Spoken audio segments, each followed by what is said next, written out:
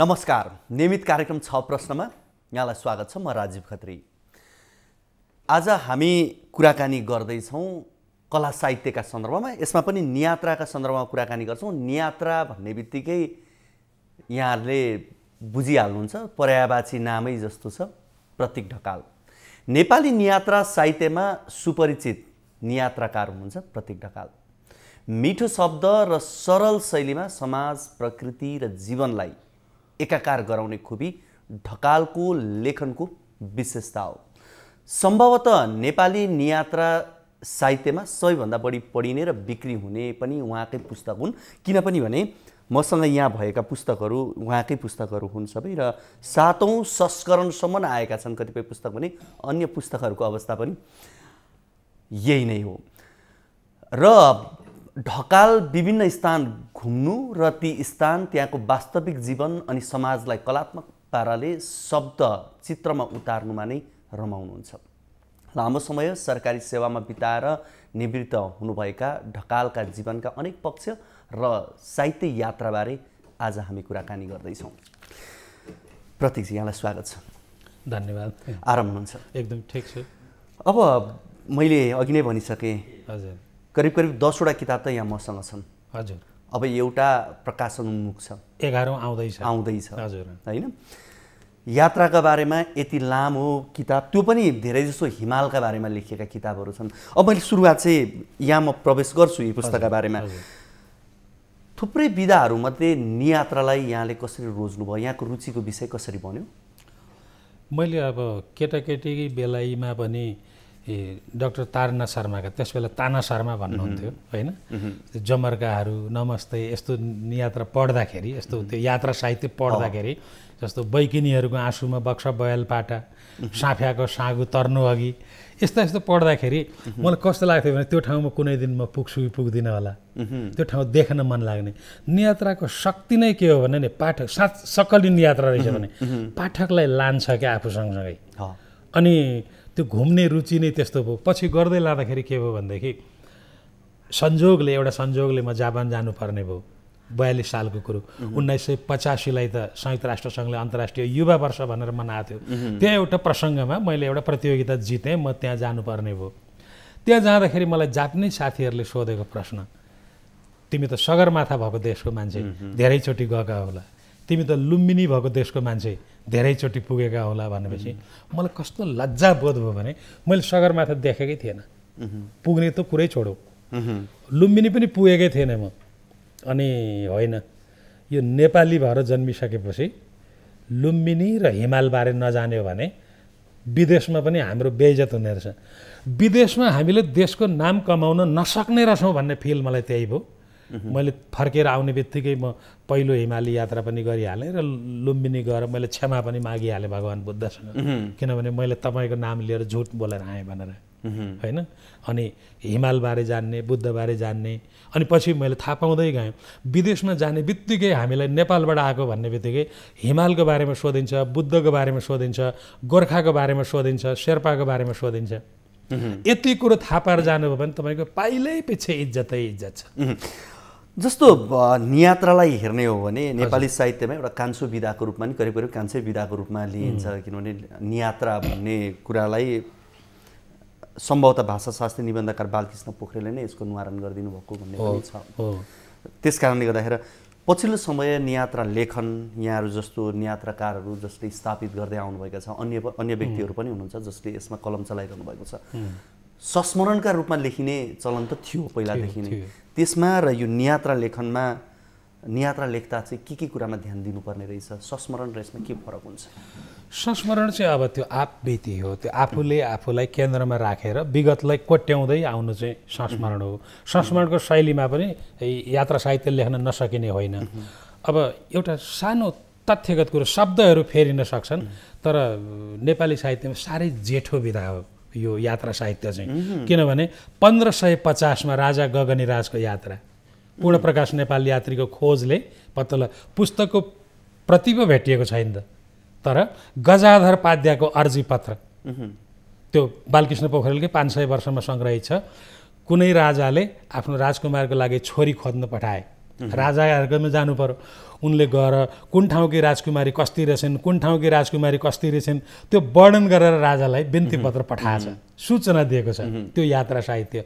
अब यात्रा साहित्य संस्मरणको शैलीमा पनि लेखियो, यात्रा वर्णनको हिसाबमा पनि लेखियो, यात्रा टिपोटको हिसाबमा पनि लेखियो, आफू तटस्थ भए जस्तो गरेर रेल यति बजी छुट्यो र हामीले यति पैसाको चना चिउरा खायौँ भनेर पनि लेखियो, छोराको बर्थडेमा केक खुवाउँदै भनेर पनि लेखियो, छोराले पनि मलाई खुवायो भनेर पनि फोटो छापियो, यस्ता पनि आए हुन् त।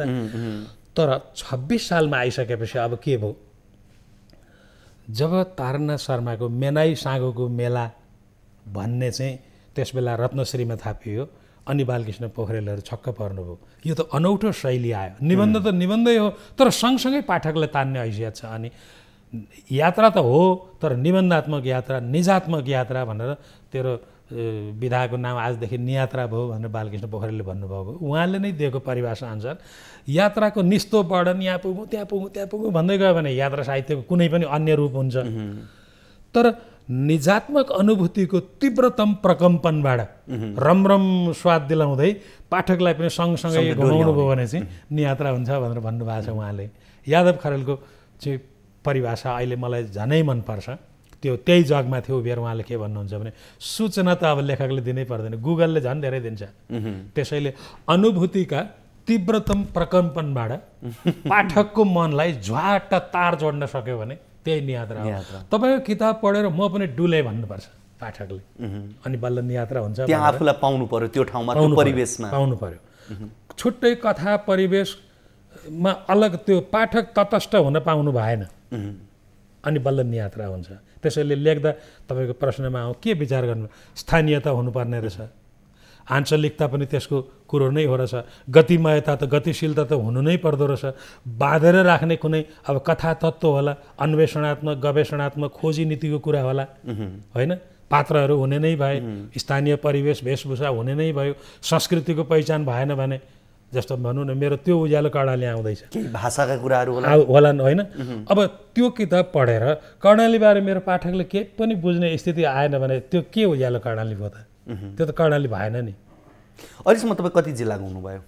अहिलेसम्म 76 पुगेँ, एउटा हुम्ला मात्रै बाँकी छ। भनेपछि 76 जिल्ला, अब एउटा हुम्ला घुमिसकेपछि 77 जिल्ला भयो यहाँ भयो। तर हुम्ला जाँदा म त्यो छुनको लागि टेकिनको लागि जान्न, कमसेकम 1 महिना जान्छु, सबभन्दा दुर्गम गाउँ जान्छु, कथा खोज्छु, धेरै धेरै कुरा गरेर मात्रै फर्किन्छु। अहिले पछिल्लो समय हो हजुर, मैले अघि यहाँसँग यसरी यहाँ कुरा गर्नुभन्दा अगाडि पनि हाम्रा अफेयरमा कुरा हुँदाखेरि पहिला देश अनि विदेशका कुराहरू, त्यो एउटा संस्कृतिको रूपमा यहाँले बनाउने प्रयास हामीले गऱ्यौँ भनेर यहाँले कुरा गर्दै गर्दा घुम्ने कुरा आजकल धेरै युवा युवतीहरू पनि घुम्न रुचाउँछन्। घुम्नु र यात्रा गर्नुमा फरक के हो?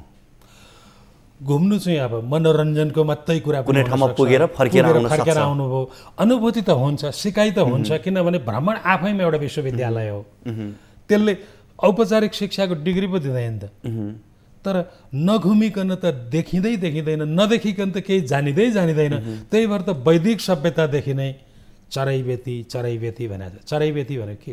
किप मुभिङ, ऋग्वेदले भन्छ किप मुभिङ भने हो नि। नेपाली लोकगीतले भन्छ बसिरहे लेउ लाग्छ, हिँडेपछि छेउ लाग्छ। तपाईँ गन्तव्यमा पुग्न त हिँड्नु नै छ, त्यसैले त्यो हिँड्नु चाहिँ पर्ने हुन्छ। तर युवा युवतीको हिँडाइ चाहिँ धेरै सिकाइमय हिँडाइ हुन्छ। अब एउटा बुढी मान्छेले यो हाम्रो चलन छ नि तीर्थयात्रा गर्ने, घर व्यवहारबाट छुट्टी भएपछि 4 धाम जाने, त्यो पनि सिकाइ हो, त्यो पनि मोक्ष प्राप्तिको बाटो हो, मान्छेको विश्वास पोखिएको ठाउँ हो। त्यसलाई केही भन्नु छैन, हामी पनि जान्छौँ होला। तर युवावस्थामा सिक्नु जान्नु भनेको त देशको योजना बनाउन, नीति निर्माण गर्न, देश चिन्न काम लाग्छ नि। त्यसैले पहिले यो 36 सालमा खारेज गरेको जुन थियो नि राष्ट्रिय विकास सेवा, MA को पहिलो वर्ष सकेपछि दोस्रो वर्षको 10 महिना चाहिँ गाउँमा कहीँ गएर बस्नुपर्ने, त्यो धेरै राम्रो थियो।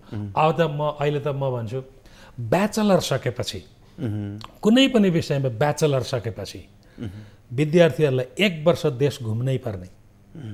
ब्याचलर सकेको 1 वर्ष नभइकन मास्टर्समा भर्ना हुन नपाउने गर्यो भने यो देश जरक्कै माथि उठ्छ। त्यो बिचमा उसले म कहाँ घुमेँ भनेर त्यो भर्ना फार्मसँग प्रतिवेदन दिनु, आफ्नो माटो बुझ्छ। यो हावादारी कुरा छन् नि अहिले धेरै। तपाईँले कर्णालीबारे यहाँ बसेर बनाउनुहुन्छ, जस्तो मलाई अचम्म चाहिँ के लाग्छ भने यो देशलाई संसारले हिमालको देश भनेर चिन्छ। मैले एकदम विनम्रतापूर्वक क्षमा मागेर भने सबै पदाधिकारीहरू हिमालको देश भनेर चिन्छ। 1400 हिमाल छन्। यो संसारमा 8000 मिटर माथिका 14वटा चुली छन्, 14वटा हिमाल छन्। 14वटा हिमालमध्ये 8वटा नेपालमा छन्। ती 14वटा हिमालका 20वटा चुली छन्। 20वटा चुलीमध्ये 14वटा चुली नेपालमा छन्। संसारको आधाभन्दा बढी जहिले पनि हामीसँग छ। विश्वलाई पानी पिलाउने मान्छे हो हामी। यो पानीको चक्कर प्रणाली हेर्नुहुन्छ भने होइन, त त्यस्तो देशको कतिवटा पर्यटन मन्त्री नाम चाहिँ पुग्यो होला? कतिवटा पर्यटन सचिवले 20वटा हिमालका नाउँ भन्न सक्लान्? म व्यक्तिलाई भन्दिनँ, यो देशको राष्ट्रपतिले 20वटा हिमालका नाउँ भन्न सक्नुहुन्छ? यो देशका प्रधानमन्त्रीले 12-15वटा हिमालका नाउँ भन्न सक्छन्? यो देशको कुनै पनि विश्वविद्यालयको भिसीले 20वटा हिमालका नाउँ भनेर देखाओस् त? भने तपाईँ तथ्य छोडेर कहाँ हिँडिरहनु भएको छ? अनि त्यो जीवन माटोसँग जोडिएकै छैन हाम्रो शिक्षा। अनि कहाँबाट मान्छे बेरोजगार हुँदैन? बुद्ध जन्मेको देश, बुद्धिस्ट बाहेक 5वटा बुद्धको नाउँ भन्न सक्ने मान्छे छ? पञ्चध्यानी बुद्ध जसलाई हामी नमस्कार गर्दै हिँड्छौँ, ती पञ्चध्यानी बुद्ध को हुन्? अहिले तपाईँले कसैले सोध्नुहोस् त, युवा आफ्नै छोराछोरी भाइ बहिनीलाई अमिताभ भनेको को हो भन्यो भने बच्चन भारतको हिरो भन्छ। अमिताभ बुद्ध होइनन्, अमोघ सिद्धि बुद्ध होइनन्, रत्नसम्भव बुद्ध होइनन्, अक्षोभ्य बुद्ध होइनन्, वैरोचन बुद्ध होइनन्। तपाईँले नै पढ्नु भने कर्कुट छन्द बुद्ध आउनुभयो, कश्यप बुद्ध आउनुभयो, सिखी बुद्ध आउनुभयो, विपस्वी बुद्ध आउनुभयो, स्वयम्भूको उत्पत्तिमा पढ्नुहुन्छ। यो कुरो त जीवनसँग जोडेर हेर्नु पर्यो नि त। अनि देशको चुरो कुरो नेपाल के हो नै जब नेपालीले बुझ्दैन अनि कहाँबाट देश माथि उठ्छ? त्यही भएर माटोसँग सम्बन्ध जोड्नु। जस्तो यहाँले 77 मध्ये 76 जिल्ला घुम्दै गर्दा सबै कुरा बुझिसकेपछि, देश विदेशका अन्य कार्यक्रमहरू सहभागी भइसकिसकेपछि नेपालको बारेमा बुझ्न र अरूलाई चिनाउनलाई कति कुरा जान्नु पर्दो रहेछ?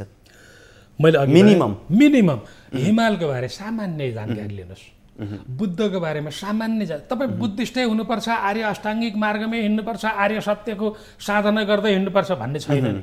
सामान्य जानकारी लिनुहोस्। गोर्खा जाति किन वीर भयो बुझिराख्नुहोस्। शेर्पाका केही कीर्तिमान थाहा पाउनुहोस्। सबभन्दा ठुलो कुरो यो 125वटा जातले बनाएको देश हो भन्ने बुझ्नुहोस्। कसैलाई नहोच्याउनुहोस्। यहाँ 129वटा भाषा बोलिन्छन् भन्ने कुरो याद गर्नुहोस्। यति भयो भने पनि धेरै कुरा। 129वटा भाषा बोल्नु भनेको झगडा गर्ने विषय होइन, सम्पत्ति हो। भाषा भनेको त हजारौँ वर्षको के अरे त्यो लिपि, रीति रिवाज, वर्ण, संस्कृति सँगसँगै आएको हुन्छ। तपाईँले अहिले बनाउन सक्नुहुन्छ? हामीभन्दा 65 गुणा ठुलो छ चीन, जम्मा 26वटा जाति छन्। त्यसमध्ये पनि 97% एउटै जातिको वर्चस्व छ। त्योभन्दा 65 गुणा सानो देश छ यो, तर त्यहाँ 125वटा जाति छन्। यो झगडा गर्ने विषय हो? यो राज्य बाँड्ने विषय हो? यो त तपाईँले गर्व गर्ने विषय हो। तपाईँ युरोपमा गएर भन्नुहोस् त, वेयर आर यु फ्रम भनेर त सोध्छन् नि। I represent such a country where 129 languages are spoken भन्नुहोस् त। त्यो त छक्क पर्छ। Are you sure? Is it true? Really गर्न थाल्छ। किनभने उसले त 4-6वटा भन्दा बढी भाषाको नामै सुनेको छैन। तर तपाईँ त त्यस्तो देशको मान्छे हो। 10 किलोमिटर तलमाथि गर्नुहोस्, लुगा फुकाल्नु पर्ने भइहाल्छ। एउटा डेड बडी जहाँ 10औँ किसिमबाट व्यवस्थापन गरिन्छ। कहीँ जलाइन्छ, कहीँ गाडिन्छ, कहीँ चिल गिद्धलाई खुवाइन्छ काटेर, कहीँ पलेटी मारेर राखिन्छ, कहीँ उभ्याएर पुरिन्छ, कहीँ खोला मुनि खाल्डो खनिन्छ, कहीँ नुनमा पोको पारेर छतमा राखिन्छ। सानो कुरो हो यो। यो संस्कृति तपाईँले हिजो अस्ति बनाएको हो। अनि यस्तो देशबाट जानुहुन्छ, आफ्नै देशको बारेमा केही पनि भन्न सक्नुहुन्न। अनि नेपाल पछाडि नपरेर को पर्छ त? हुन्छ, हामी यो कुराकानीलाई निरन्तरता दिनेछौँ। यति बेला भने पालो भएको छ लाइफ बोय हात धुने ब्रेकको।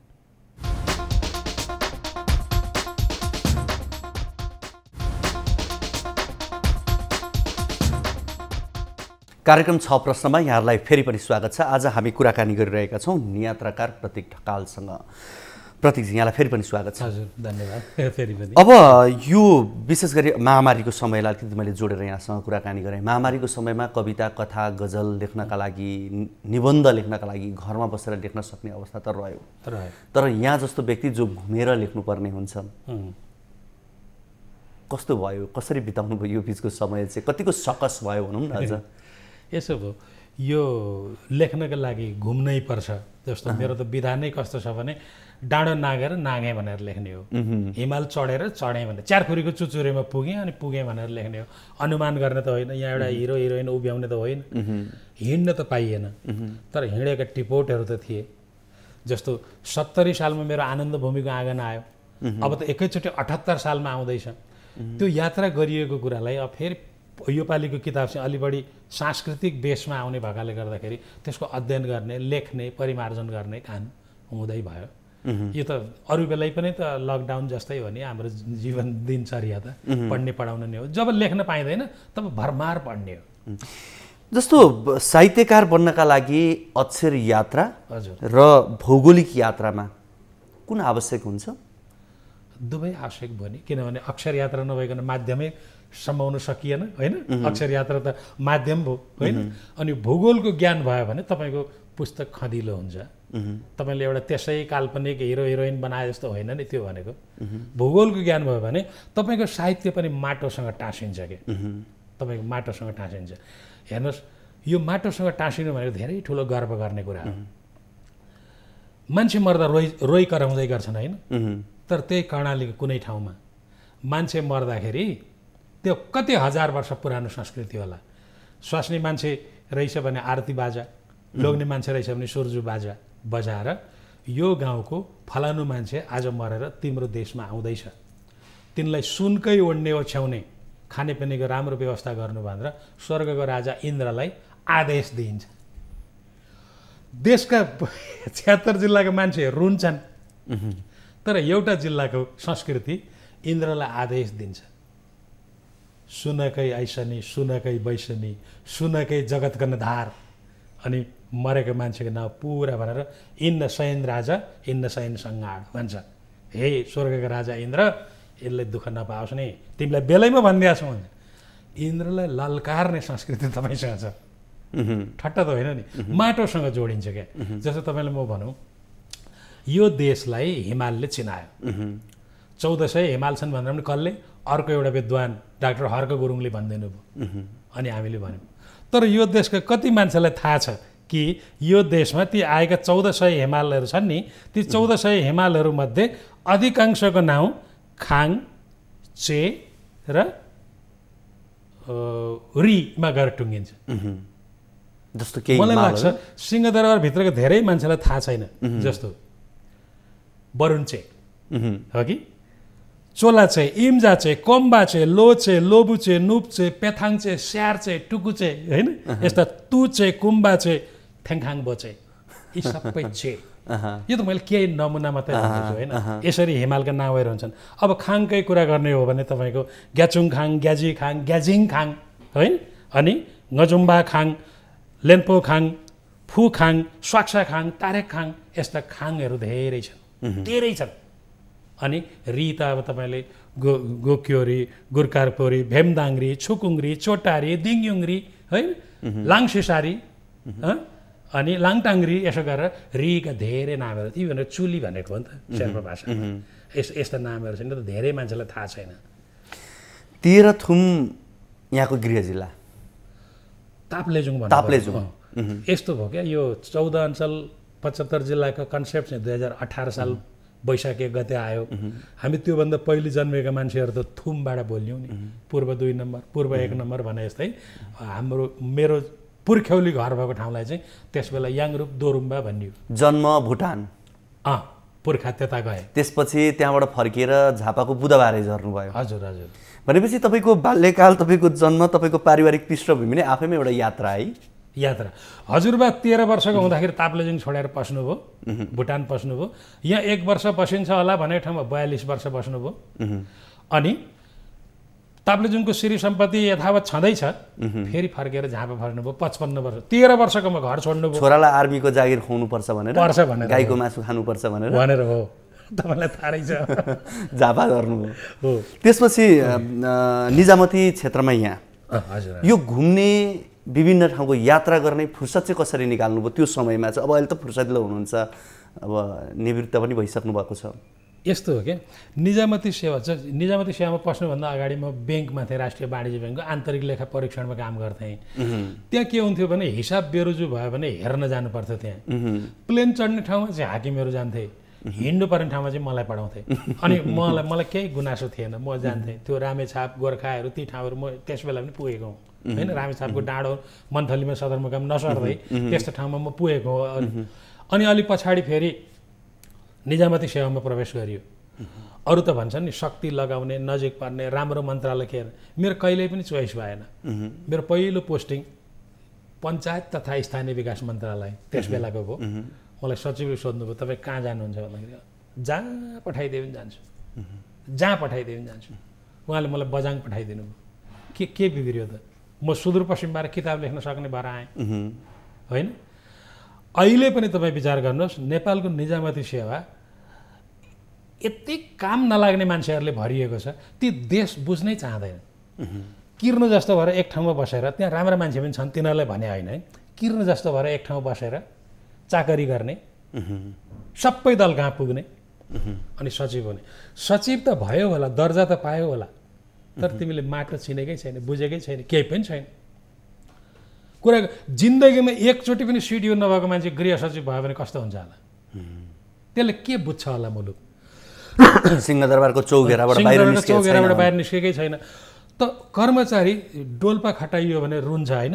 शक्ति केन्द्रमा धाउँछ, सङ्घ सङ्गठन उसका छन् नि त, ट्रेड युनियन दुनियाँभरि, त्यहाँ जान्छ, रुन्छ, कराउँछ, सकेसम्म राजधानी नभए सुगम जान्छ। पैसा आउने ठाउँ चाहियो उसलाई, जहाँ भयो भने त्यो जान्छ, रुन्छ। कोही कथम गइ नै गएछ भने पनि त्यहाँ गएर सदरमुकाममा बस्छ। धेरै बहादुरै रहेछ भने 2 दिन धाएर से फोक्सुन्ड ताल पुग्ला होइन। डोल्पा खस्टियो कर्मचारी नि। त म त त्यो से फोक्सुन्डो तालको बासभन्दा 11 बास माथि पुगेको छु त, जहाँ मलाई पोस्टिङ गरिएको पनि होइन, खटाइएको पनि होइन, मेरो स्वेच्छाले म त त्यहाँ पुगेको छु त, विदेशीहरूलाई लिएर। त त्यो भनेको त यान्जिर गुम्बा भनेको त ठट्टा कुरा त होइन त। त यो चिज त तपाईँले भएपछि नै थाहा पाउनुहुन्छ, देखेपछि नै थाहा पाउनुहुन्छ देश कस्तो छ भन्ने कुरा त। त्यहाँ मैले भिजेर गाउँको बारेमा कुरा गरेको छु। भिजेर गाउँ जापानको NHK टेलिभिजनले यो हिमाली रेन्जलाई अपडेट गर्ने बेलामा फोटो खिच्दै आउँदाखेरि तल गाउँ देख्यो। उनीहरू ठाने यो तिब्बतको गाउँ होला। तिब्बतलाई सोध्यो तिमीहरूको गाउँ हो भनेर, हाम्रो गाउँ होइन भने उसले होइन भनिदिएको कारणले नेपालको गाउँ ठहरियो थियो। तपाईँसँग यात्रा, त्यहाँको जीवनशैली, त्यहाँको परिवेशका बारेमा कुराकानी गर्ने हो भने यो बसाइले हुँदैन। लामो बसाइ त धेरै बस्नै पर्छ, त्यो बुझ्छु म, किनभने त्यति ज्ञान तपाईँमा छ, त्यति अनुभव छ भनौँ अझ, त्यो अनुभवले यहाँलाई निखारेको छ। समग्रमा चाहिँ जो अहिले टेलिभिजन हेर्नुभएको छ, जो युवाहरू हुनुहुन्छ, घुम्न चाहनुहुन्छ, यात्रा गर्नुपर्छ भनेर मैले अघिको पहिलो प्रश्न, सुरुको प्रश्नतर्फ म फेरि एकपटक फर्केँ। मैले यहाँलाई भनेको थिएँ घुम्नु र यात्रा गर्नुमा के फरक भन्दै गर्दा, त्यसो भए घुम्नु भनेको चाहिँ कुन ठाउँमा पुगेर आएँ, म त्यो पुगेँ आएँ मात्रै हुन्छ, तर यात्रा भनेको चाहिँ त्यहाँको जीवन, संस्कृति, भाषा, शैली, रहनसहन, त्यहाँको हरेक कुरालाई आत्मसात गर्नु चाहिँ यात्रा। लिटरेरीली त्यस्तो, लिटरेरीली साहित्यिक हिसाबले भन्नु, नत्र भने त दुइटै शब्दै मात्रै हुन्। तपाईँलाई त्यसले केही पनि छोएन भने शब्दै मात्रै हुन्। तपाईँलाई छोयो भने जीवन नै बदलिन्छ नि। ती सबै कुराहरू छुयो भने त्यसलाई घुमघाम भन्दा पनि भयो। घुमघाम भने पनि भयो। तपाईँले शब्दलाई त जेसुकै शब्दमा अल्झिने कुरा होइन, तर अनुभूत गर्ने। भान्सा भनेर खाए पनि त्यही हो, भुजा भनेर खाए पनि त्यही हो, भात भनेर खाए पनि त्यही हो होइन। तपाईँ अगाउनु पर्यो, सन्तुष्ट हुनु पर्यो। तपाईँको बरु अघिल्लो प्रश्नमा युवाहरूलाई भन्नु, 10 लाख टुरिस्ट आए नेपाल घुम्न संसारभरिबाट, 10 लाख टुरिस्ट आए भनेर पहिलो पर्यटन मन्त्री रविन्द्र अधिकारीले केक काटे। तपाईँहरूलाई थाहा छँदैछ। मैले रविन्द्र भाइलाई भेटेर भने संसारभरिबाट 10 लाख टुरिस्ट नेपालमा आयो भनेर तपाईँले केक काट्नुभयो, खुसीको कुरो। तर नेपालबाट मात्रै 14 लाख युवाहरू थाइल्यान्ड, मलेसिया र सिङ्गापुरको घुम्न अर्गनाइज टुरमा गए। के सोच्नुहुन्छ? राष्ट्र ब्याङ्कले पासपोर्ट बापतको $2500 दिन नसकेर 1500मा झार्यो। केही जितेका छैनौँ हामीले। पहिले देश अनि विदेश, त्यही अनुसारको पाठ्यक्रम। Nepal once is not enough, त्यो हामीले बनाएको नारा हो। नेपाल एक पटकले पुग्दैन। दिनेश अधिकारीले मैले बनायो नारा पर्यटनमा बसेको बेला, हाम्रो सम्पत्ति संस्कृति र प्रकृति। प्रकृति यो दिएको आम प्रकृति, संस्कृति यो 125 जातले बनाएको ठट्टा कुरा हो। हामी एकदम करिब करिब अन्त्यमा छौँ। मैले अन्त्यमा एउटा प्रश्न, जस्तो पुष्कर शाहले विश्व साइकल यात्रा पुष्कर शाहको किताबमा उहाँले कहीँ भन्नुभएको थियो, संसारको मैले धेरै देश घुमेँ, विश्व नै घुम्नु उहाँले घुमेँ, एउटा कुरा मिल्दो रहेछ, त्यो भनेको चाहिँ हाँसो भनेर उहाँले भन्नु। तपाईँले चाहिँ नेपालभरि घुम्दाखेरि पाएको एउटा समान कुरा चाहिँ के हो नेपालीको? होइन, त्यही नै हो। अब्जर्भेसन त अरूले गर्छन् नि, हामीलाई अरूले हेर्छन् नि। भोको पेट पनि मुस्कुराउन सक्ने, नाङ्गो खुट्टामा पनि मुस्कुराउन सक्ने, रुँदा रुँदै पनि पाहुनालाई आतिथ्य गर्न सक्ने हाँसो नै हो। नेपाली बाहेक त कोही नै छैन दुनियाँ। नेपाली नै यस्तो जात हो जो भोको पेट मुस्कुराउन सक्छ। त्यसैको फाइदा त राजनीतिक नेतृत्वले उठाइरहेका छ नि, कहिले प्रश्न उठाउँदैन। त्यही भएर हामी बिग्रिया छौँ। तर देश चिन्नुपर्छ, युवा पुस्तालाई आन्तरिक पर्यटनमा प्रेरित गर्नुपर्छ। तिनीहरूलाई व्यक्तिगत कुरा सोधिँदैन। हाम्रो कल्चरले पनि पर्यटनलाई बढ्न दिएको छैन। मैले बुझेको छु। तपाईँ दुईजना केटाकेटी कहीँ जानुभयो भने नि, अनि त्यो होटलवालाले बाबुको थर के, घर कहाँ, माओली के थरी, ससुराली के थरी, यी नानीको चाहिँ के, यी कोसँग घुम्न आगे भनेर सबै नालीबेली सोधिदिएपछि त त्यो मान्छे त फेरि जानै जाँदैन, बरु थाइल्यान्ड जान्छ नि। त्यही भएर पर्यटन संस्कृति भनेको व्यक्तिगत कुराको खोजी नीति नगर्ने संस्कृतिले पनि पर्यटन संस्कृति हुर्काउँछ। कुनै पनि युरोपेली रुचाउँदैन नि व्यक्तिगत कुरा खोजेको। त्यसरी पनि सिक्नुपर्छ। हस्, यहाँको यो महत्त्वपूर्ण समय र संवादको लागि यहाँलाई धेरै धेरै धन्यवाद। ल, बोलाउनु भयो तपाईँले, मलाई पनि केही कुरा जान्ने मौका दिनुभयो। करिब करिब सबै ठाउँमा उस्तै उस्तै कुरा हुन्छन्, किनभने मेरो विषय एउटै छ। हिमाल चिन्नुहोस् त भन्छु नि म। अहिले पनि छ बियोन्ड द हिमालयज भन्ने जुन किताब अङ्ग्रेजी यो अमेरिकाबाटै आछ। म सबैसँग आग्रह गर्छु, तपाईँका छोराछोरीले नेपाली पढ्न सक्दैन भने त्यो बार्न्स एन्ड नोबेलमा पनि छ, Amazon.com-मा पनि छ, iUniverse-मा पनि छ। सफ्ट कपी त $4 आउँछ। छोराछोरीलाई किनिदिनुहोस्, पढाइदिनुहोस्। उहीँ बसेर पनि नेपाललाई माया गर्नुहोस्, उहीँ बसेर पनि नेपालबारे जानकारी लिइदिनुहोस् भनेर आग्रहसहित तपाईँलाई पनि धन्यवाद दिन्छु। हस्, हामीसँग हुनुहुन्थ्यो नियात्राकार प्रतीक ढकाल। आजको कार्यक्रमको निर्धारित समय सकिसकेको छ। भोलिको कार्यक्रममा हामी नयाँ अतिथि र नयाँ विषयसँग रहेर कुराकानी गर्न आउने नै छौँ। तबसम्मका लागि बिदा दिनुहोस्। हवस् त, नमस्ते।